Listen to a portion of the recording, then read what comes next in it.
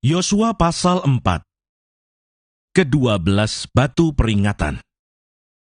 Setelah seluruh bangsa itu selesai menyeberangi sungai Yordan, berfirmanlah Tuhan kepada Yosua demikian. Pilihlah dari bangsa itu 12 orang, seorang dari tiap-tiap suku, dan perintahkanlah kepada mereka demikian. Angkatlah 12 batu dari sini, dari tengah-tengah sungai Yordan ini, dari tempat berjejak kaki para imam itu. Bawalah semuanya itu ke seberang, dan letakkanlah di tempat kamu akan bermalam nanti malam. Lalu Yosua memanggil ke-12 orang yang ditetapkannya dari orang Israel itu, seorang dari tiap-tiap suku, dan Yosua berkata kepada mereka, menyeberanglah di depan tabut Tuhan Allahmu, ke tengah-tengah sungai Yordan, dan angkatlah masing-masing sebuah batu ke atas bahumu, menurut bilangan suku orang Israel, supaya ini menjadi tanda di tengah-tengah kamu. Jika anak-anakmu bertanya di kemudian hari, apakah artinya batu-batu ini bagi kamu? Maka haruslah kamu katakan kepada mereka, bahwa air sungai Yordan terputus di depan tabut perjanjian Tuhan. Ketika tabut itu menyeberangi sungai Yordan, air sungai Yordan itu terputus. Sebab itu batu-batu ini akan menjadi tanda peringatan bagi orang Israel untuk selama-lamanya. Maka orang Israel itu melakukan seperti yang diperintahkan Yosua. Mereka mengangkat 12 batu dari tengah-tengah sungai Yordan, seperti yang difirmankan Tuhan kepada Yosua, menurut jumlah suku Israel. Semuanya itu dibawa merekalah ke seberang, ke tempat bermalam, dan diletakkan di situ. Pula Yosua menegakkan 12 batu di tengah-tengah sungai Yordan itu, di tempat bekas berjejak kaki para imam pengangkat tabut perjanjian itu. Batu-batu itu masih ada di sana sampai sekarang. Para imam pengangkat tabut itu tinggal berdiri di tengah-tengah sungai Yordan, sampai selesai dilakukan segala yang diperintahkan Tuhan kepada Yosua, untuk disampaikan kepada bangsa itu, sesuai dengan segala yang diperintahkan Musa kepada Yosua. Maka menyeberanglah bangsa itu dengan cepat-cepat. Ketika seluruh bangsa itu selesai menyeberang, maka menyeberanglah tabut Tuhan itu, serta para imam di depan mata bangsa itu.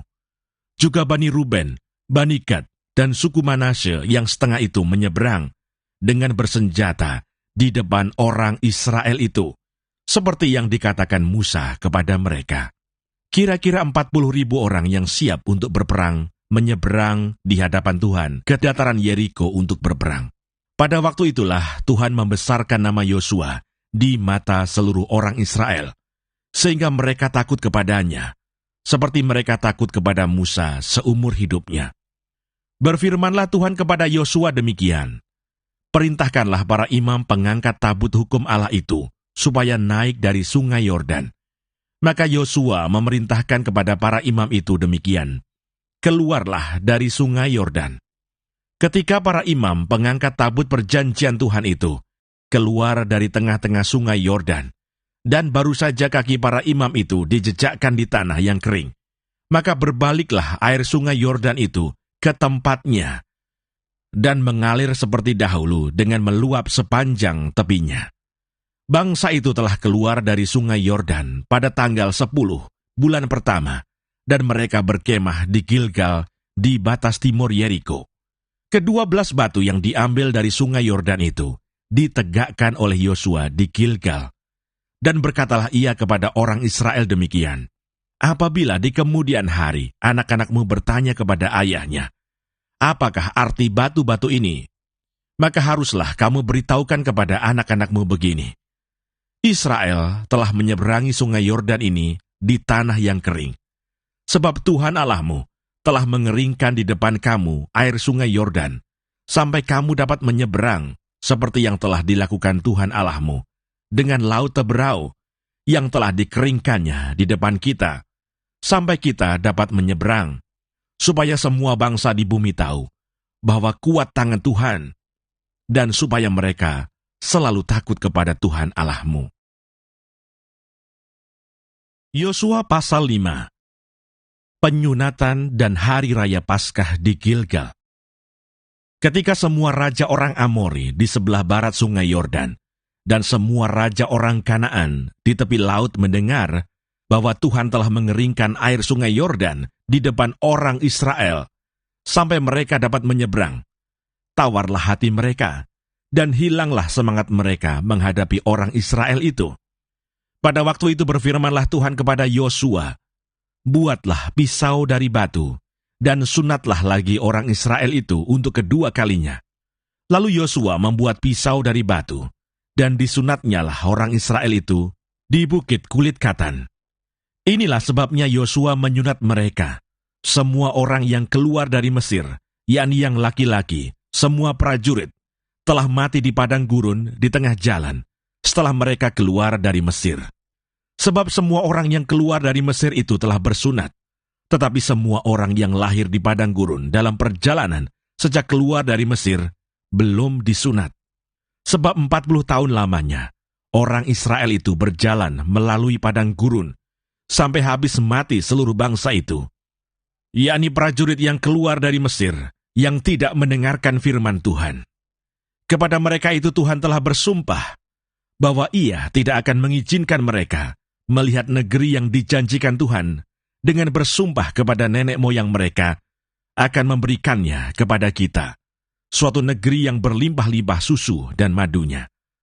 Tetapi anak-anak mereka yang telah dijadikannya ganti mereka itulah yang disunat Yosua, sebab mereka belum bersunat, karena mereka tidak disunat dalam perjalanan. Setelah seluruh bangsa itu selesai disunat, maka tinggallah mereka di tempatnya masing-masing di perkemahan itu, sampai mereka sembuh. Dan berfirmanlah Tuhan kepada Yosua, hari ini telah kuhapuskan celah Mesir itu daripadamu. Itulah sebabnya nama tempat itu disebut Gilgal sampai sekarang. Sementara berkemah di Gilgal, orang Israel itu merayakan Paskah pada hari yang ke-14 bulan itu, pada waktu petang di dataran Yeriko. Lalu pada hari sesudah Paskah, mereka makan hasil negeri itu, yakni roti yang tidak beragi dan bertih gandum pada hari itu juga. Lalu berhentilah mana itu, pada keesokan harinya setelah mereka makan hasil negeri itu. Jadi orang Israel tidak beroleh mana lagi, tetapi dalam tahun itu, mereka makan yang dihasilkan tanah Kanaan. Panglima Bala Tentara Tuhan. Ketika Yosua dekat Yeriko, ia melayangkan pandangnya. Dilihatnya seorang laki-laki berdiri di depannya, dengan pedang terhunus di tangannya. Yosua mendekatinya dan bertanya kepadanya, kawankah engkau atau lawan? Jawabnya, bukan, tetapi akulah panglima bala tentara Tuhan. Sekarang aku datang. Lalu sujudlah Yosua dengan mukanya ke tanah, menyembah dan berkata kepadanya, apakah yang akan dikatakan tuanku kepada hambanya ini? Dan panglima bala tentara Tuhan itu berkata kepada Yosua, tanggalkanlah kasutmu dari kakimu, sebab tempat engkau berdiri itu kudus. Dan Yosua berbuat demikian. Yosua pasal 6. Jatuhnya Yeriko. Dalam pada itu, Yeriko telah menutup pintu gerbangnya. Telah tertutup kota itu karena orang Israel, tidak ada orang keluar atau masuk. Berfirmanlah Tuhan kepada Yosua, ketahuilah, aku serahkan ke tanganmu Yeriko ini beserta rajanya dan pahlawan-pahlawannya yang gagah perkasa. Haruslah kamu mengelilingi kota itu, yakni semua prajurit harus mengedari kota itu sekali saja. Demikianlah harus engkau perbuat 6 hari lamanya. Dan 7 orang imam harus membawa 7 sangkakala tanduk domba di depan tabut. Tetapi pada hari yang ke-7, 7 kali kamu harus mengelilingi kota itu, sedang para imam meniup sangkakala. Apabila sangkakala tanduk domba itu panjang bunyinya, dan kamu mendengar bunyi sangkakala itu, maka haruslah seluruh bangsa bersorak dengan sorak yang nyaring, maka tembok kota itu akan runtuh. Lalu bangsa itu harus memanjatnya, masing-masing langsung ke depan. Kemudian Yosua bin Nun memanggil para imam dan berkata kepada mereka, angkatlah tabut perjanjian itu, dan 7 orang imam harus membawa 7 sangkakala tanduk domba di depan tabut Tuhan. Dan kepada bangsa itu dikatakannya, "Majulah, kelilingilah kota itu, dan orang-orang bersenjata harus berjalan di depan tabut Tuhan." Segera sesudah Yosua berkata kepada bangsa itu, maka berjalanlah maju ketujuh orang imam yang membawa ketujuh sangkakala tanduk domba itu di hadapan Tuhan. Lalu mereka meniup sangkakala, sedang tabut perjanjian Tuhan mengikut mereka. Dan orang-orang bersenjata berjalan di depan para imam yang meniup sangkakala, dan barisan penutup mengikut tabut itu, sedang sangkakala terus-menerus ditiup. Tetapi Yosua telah memerintahkan kepada bangsa itu demikian, "Janganlah bersorak, dan janganlah perdengarkan suaramu. Sepatah kata pun janganlah keluar dari mulutmu, sampai pada hari aku mengatakan kepadamu, bersoraklah, maka kamu harus bersorak." Demikianlah tabut Tuhan mengelilingi kota itu, mengedarinya sekali saja. Kemudian kembalilah mereka ke tempat perkemahan dan bermalam di tempat perkemahan itu. Keesokan harinya Yosua bangun pagi-pagi, lalu para imam mengangkat tabut Tuhan. Maka berjalanlah juga ketujuh orang imam yang membawa ketujuh sangkakala tanduk domba itu di depan tabut Tuhan. Sambil berjalan mereka meniup sangkakala, sedang orang-orang bersenjata berjalan di depan mereka, dan barisan penutup mengikut tabut Tuhan, sementara sangkakala terus-menerus ditiup. Demikianlah pada hari kedua mereka mengelilingi kota itu sekali saja, lalu pulang ke tempat perkemahan. Dan begitulah dilakukan mereka 6 hari lamanya. Tetapi pada hari yang ketujuh, mereka bangun pagi-pagi, ketika fajar menyingsing, dan mengelilingi kota 7 kali dengan cara yang sama. Hanya pada hari itu, mereka mengelilingi kota itu 7 kali. Lalu pada ketujuh kalinya, ketika para imam meniup sangkakala, berkatalah Yosua kepada bangsa itu, "Bersoraklah, sebab Tuhan telah menyerahkan kota ini kepadamu." Dan kota itu dengan segala isinya akan dikhususkan bagi Tuhan untuk dimusnahkan. Hanya Rahab, perempuan sundal itu, akan tetap hidup. Ia dengan semua orang yang bersama-sama dengan dia dalam rumah itu, karena ia telah menyembunyikan orang suruhan yang kita suruh. Tetapi kamu ini, jagalah dirimu terhadap barang-barang yang dikhususkan untuk dimusnahkan, supaya jangan kamu mengambil sesuatu dari barang-barang yang dikhususkan itu, setelah mengkhususkannya, dan dengan demikian membawa kemusnahan atas perkemahan orang Israel dan mencelakakannya. Segala emas dan perak, serta barang-barang tembaga dan besi adalah kudus bagi Tuhan. Semuanya itu akan dimasukkan ke dalam perbendaharaan Tuhan. Lalu bersoraklah bangsa itu, sedang sangkakala ditiup. Segera sesudah bangsa itu mendengar bunyi sangkakala, bersoraklah mereka dengan sorak yang nyaring. Maka runtuhlah tembok itu. Lalu mereka memanjat masuk ke dalam kota, masing-masing langsung ke depan dan merebut kota itu. Mereka menumpas dengan mata pedang segala sesuatu yang di dalam kota itu, baik laki-laki maupun perempuan, baik tua maupun muda, sampai kepada lembu, domba, dan keledai. Tetapi kepada kedua orang pengintai negeri itu, Yosua berkata, "Masuklah ke dalam rumah perempuan sundal itu, dan bawalah keluar perempuan itu, dan semua orang yang bersama-sama dengan dia, seperti yang telah kamu janjikan dengan bersumpah kepadanya."